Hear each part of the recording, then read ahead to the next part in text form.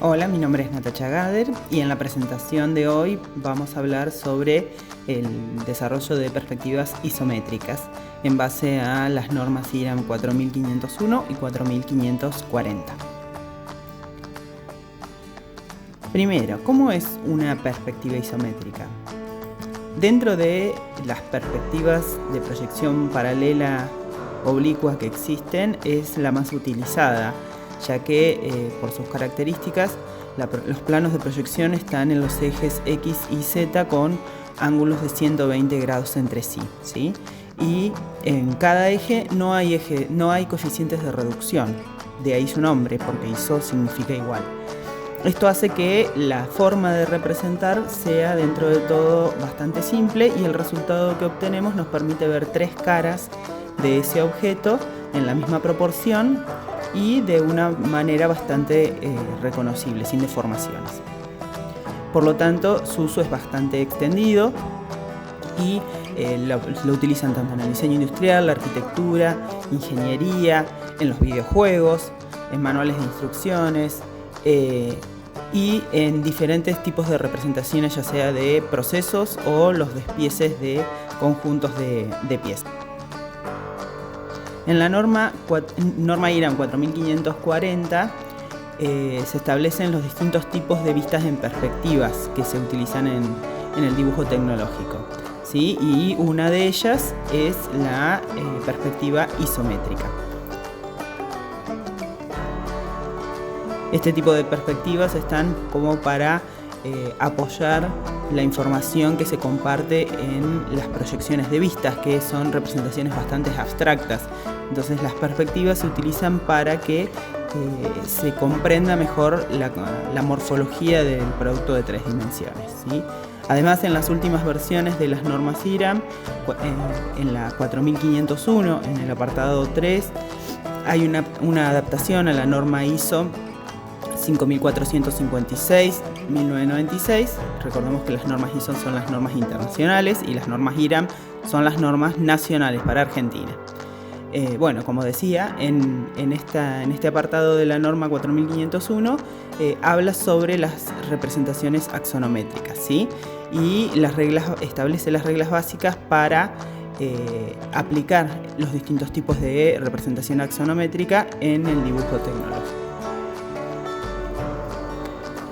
¿Cómo hacemos entonces una perspectiva? Lo que vamos a ver es dos formas de encarar la resolución de estas perspectivas para que después vea cada uno cuál es la que le resulta más práctica para utilizar en sus representaciones, ¿sí?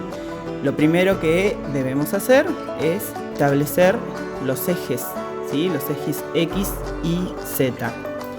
Y para esto, de acuerdo al tipo de pasos que sigamos en la representación, podemos establecer el triedro, como en la primera representación que tengo aquí, donde los ángulos de 120 grados entre los tres ejes y nos forman los tres planos cóncavos, ¿sí? La otra opción es extender los ejes Y y X del otro lado del eje Z, y esto lo que hace es que pasen a tener, con respecto a la horizontal, 30 grados, y lo que vemos es el triedro de manera convexa, es decir, los vemos desde afuera.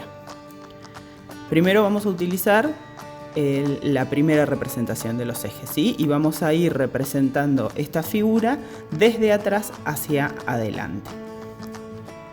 Una vez que tenemos los tres ejes representados, lo que tenemos que hacer es dibujar la vista anterior en el plano IZ, ¿sí? Que de los planos verticales es el que queda a nuestra derecha. Yo ahí tengo una grilla de guía como para ayudarme a configurar esta vista. Lo que deben recordar es que en estas perspectivas las líneas son verticales o inclinadas a 30 grados, ya sea hacia un lado o hacia el otro, ¿sí? Aquí ya he representado con las líneas naranjas la vista anterior. Ahora lo que vamos a hacer es desde cada vértice de esa vista anterior que he dibujado, representar a 30 grados las líneas de profundidad. Luego, en el plano XY, dibujamos la vista superior, ¿sí? En la base dibujamos la vista superior. Y trazamos después las líneas de altura desde los vértices de esa vista superior. Esto va a hacer que se nos intersecten con las líneas de profundidad que habíamos marcado antes, ¿sí? Por lo tanto, ahora viene el paso tal vez más engorroso, que es identificar esas intersecciones. Yo aquí lo he ido marcando según los distintos planos a distintas alturas con diferentes colores, ¿sí? En el superior están los vértices identificados con esos círculos naranjas. El que le sigue está en amarillo, que hay 2 puntos, y el que le sigue está en magenta, ¿sí? Unimos esos vértices y ahí nos va a aparecer la figura. Lo que debemos hacer por último es identificar cuáles de esos contornos son los visibles y marcarlos con la línea tipo A y obtenemos la figura terminada. Siempre en las representaciones de perspectiva se recomienda no trazar los contornos ocultos porque complejiza la visualización, excepto en algunas figuras que son más simples, donde se puede trazar. En el resto por lo general no se hace, ¿sí? Ahora vamos a ver los pasos inversos, ¿sí? Vamos a trazar el triedro al revés y vamos a comenzar de adelante hacia atrás. Y aquí tal vez es más fácil identificar los contornos visibles de los ocultos, ¿sí? A medida que nos vamos encontrando que tenemos que trazar líneas por detrás de los. Vamos a comenzar dibujando la vista anterior en el plano ZY, luego la vista superior y luego la vista lateral, con lo cual tenemos armada la caja con las 3 vistas proyectadas en sus planos. Lo que hacemos ahora es trazar paralelas a los ejes X y Y las líneas de ancho y de profundidad desde esos vértices que tenemos, ¿sí? Luego identificamos cuáles son las intersecciones que corresponden a la figura, viendo la correlatividad en las 3 vistas, ¿sí? Aquí nos va a ayudar la vista superior a identificar cuáles son esas intersecciones. Y por último, unimos esos vértices. Ahí vamos a lograr obtener la figura y lo que resta por hacer es pasar por los contornos visibles con una línea tipo A y vamos a obtener la figura terminada como tenemos. ¿Qué sucede cuando tenemos planos oblicuos? ¿Sí? Vamos a ver 3 ejemplos. El primero es este prisma triangular que vemos aquí representados en sus 3 vistas y en una perspectiva caballera. Lo que vamos a hacer es dibujar los ejes de proyección isométrica y por las características que tiene esta figura, lo primero que vamos a hacer es dibujar la base, que es el único plano que no es oblicuo. Entre los ejes X y Y dibujamos esa base y lo que necesitamos por la forma que tiene esta figura es ubicar los centros de 2 lados opuestos, ¿sí? Marcamos esos centros y desde esos puntos trazamos las líneas verticales con la altura de esa figura. Ahí ya obtenemos los vértices para poder cerrarla, unimos esos puntos y vamos a tener el prisma completo. Ahora sí identificamos los contornos visibles y trazamos la línea tipo A, y aquí, como la figura es bastante simple, podemos trazar los contornos ocultos con la línea tipo E. ¿Qué pasa cuando tenemos una pirámide? ¿Sí? La pirámide tiene la característica que tiene un vértice que está centrado con respecto a la base. Por lo tanto, lo primero que hacemos es, después de trazar los ejes de los planos isométricos de proyección, dibujamos la base, porque aquí también es el único plano que es paralelo a los planos de proyección. Y luego necesitamos identificar el centro de esa base. Para esto trazamos las diagonales de ese paralelogramo que tenemos, ¿sí? Y desde la intersección de esas diagonales, que es el centro de la base, trazamos la línea vertical con la altura de la pirámide. Ahora ya tenemos todos los vértices, unimos los puntos entre sí y obtenemos la pirámide. Nuevamente trazamos con la línea tipo A los contornos visibles y con la línea tipo E los ocultos. Ahora, si nosotros necesitamos trazar planos que no están orientados paralelos a ninguno de los planos de proyección. Lo que necesitamos identificar son los vértices de esos planos, ¿sí? En esta figura que vamos a hacer ahora, en este poliedro irregular, tenemos solo un plano que es paralelo a la base, así que dibujamos la base como en los anteriores, dentro del plano XY. Luego identificamos cuáles son los vértices que tienen el lado más alto, que deben ser opuestos por las características de la figura.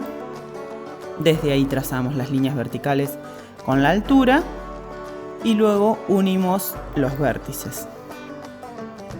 ¿Sí? Tengan en cuenta que esta figura une los vértices, dos vértices de la base que son opuestos, con los dos que marcamos ahora en altura. Por último, trazamos con línea tipo A los contornos visibles y con línea tipo E los ocultos y completamos la figura irregular. ¿Qué pasa con los círculos? ¿Sí? Vamos a ver la proyección isométrica de círculos en los tres planos. Primero, lo que debemos hacer es dibujar el cuadrado isométrico que va a contener ese círculo e identificamos el centro de esos lados. Acá los hemos marcado con los puntos A, B, C y D. Luego trazamos líneas que unan los vértices con los centros que le quedan opuestos, en los lados opuestos, ¿sí? Aquí los tenemos trazados con las líneas color magenta y nos aparecen dos puntos de intersección que están denominados I y J. Esos puntos los vamos a usar de centros para trazar los arcos de las esquinas más cerradas de este paralelogramo, ¿sí? Entonces, haciendo centro en el punto I, vamos a trazar un arco con el compás que una los puntos A y D. Y del otro lado, haciendo centro en el punto J, trazamos el arco que une los puntos B y C. Nos queda trazar los arcos de las esquinas más abiertas y para eso vamos a hacer centro en los vértices que nos quedaron, ¿sí? En el vértice opuesto al arco que queremos dibujar. Por ejemplo, en el vértice H hacemos centro para trazar el arco que une los puntos A y B, y en el vértice F para trazar el arco que une los puntos C y D. Y ahí tenemos completa la elipse.